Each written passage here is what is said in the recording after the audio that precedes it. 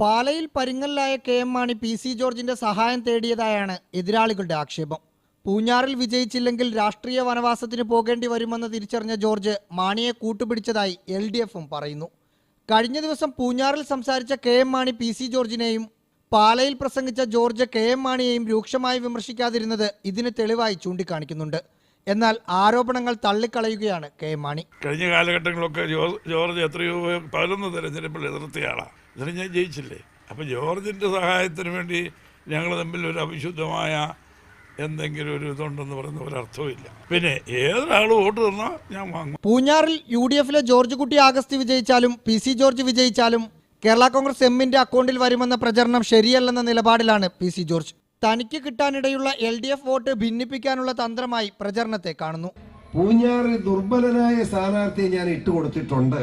അതുകൊണ്ട് പൂഞ്ഞാറ്റിൽ PC. George ബുദ്ധിമുട്ടില്ലാതെ ജയിക്കും. പാലായിൽ പി.സി. ജോർജിന്റെ ആളുകൾ എനിക്ക് വോട്ട് ചെയ്യുന്നതാണ് മാണി സാർ പറഞ്ഞു കൊടുത്തിരിക്കുന്നത് പോലെ. പാലയിൽ വെള്ളാപ്പള്ളി നടേശനുമായി കെ.എം. മാണി ധാരണയിലായെന്ന ആരോപണവും ഉയരുന്നുണ്ട്.